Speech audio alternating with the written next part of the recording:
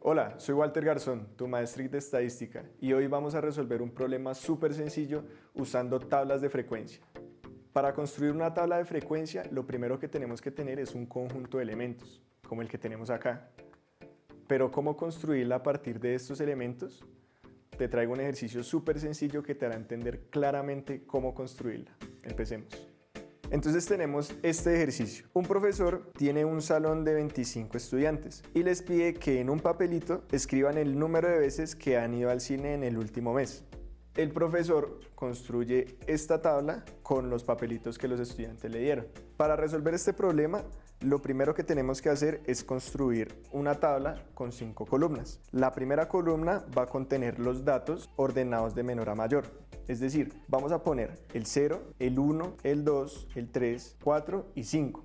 El 0 representa a los estudiantes que no fueron ninguna vez a cine en el último mes. El 1 son los estudiantes que solo fueron una vez y así sucesivamente hasta llegar a los estudiantes que fueron 5 veces a cine en el último mes.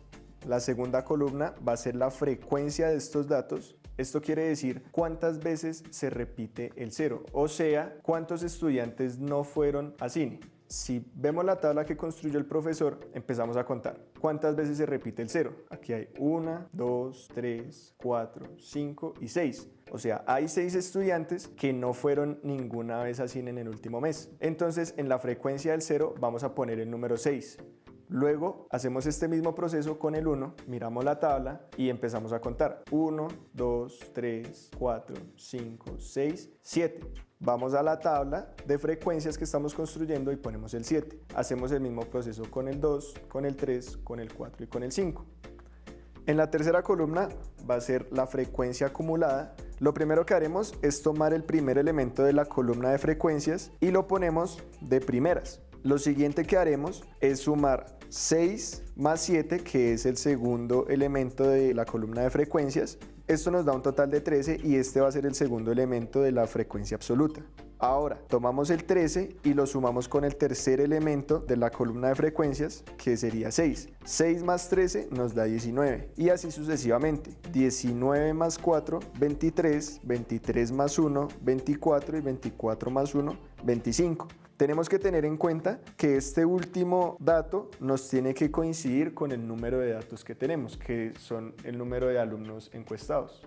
En la cuarta columna vamos a poner la frecuencia relativa. ¿Cómo la vamos a construir? Vamos a ir a la columna de frecuencias, tomamos el primer elemento, que en este caso es el 6, y lo dividimos por el número de datos que tenemos, que son 25 datos. Entonces, 6 dividido 25 nos da 0.24. Luego, para el segundo elemento, hacemos el mismo procedimiento. Tomamos el segundo elemento, que en este caso es 7, y 7 dividido 25 nos da 0.28. Y así lo hacemos con los siguientes elementos. 6 dividido 25 nos da 0.24, 4 dividido 25 nos da 0.16, 1 dividido 25 nos da 0.04 y por último 1 dividido 25 nos vuelve a dar 0.04. Hay que tener en cuenta que cuando uno suma todos estos valores de la frecuencia relativa nos tiene que dar 1 en cualquier caso. En nuestra última columna pondremos el porcentaje. ¿Cómo construimos esto? Vamos a tomar los valores de la frecuencia relativa y los multiplicamos por 100. Es decir, el primer elemento será 0,24 por 100, que nos da 24. El segundo elemento será 0,28 por 100, que nos da 28. El tercer elemento nos da 24, el cuarto nos da 16, el quinto nos da 4 y por último nos da 4. Hay que tener en cuenta que cuando uno suma todos los porcentajes nos tiene que dar 100, porque va a ser el total de todos los estudiantes, que va a ser el 100%. Por ejemplo, en la primera fila tenemos que el 24% de los estudiantes no fueron ni una sola vez al cine en el último mes. En la segunda fila tenemos que el 28% de los estudiantes solo fueron una vez a cine y así sucesivamente. Esta es la tabla de frecuencias del ejercicio. Esta tabla de frecuencias tiene ciertas características y particularidades que se cumplen en estadística.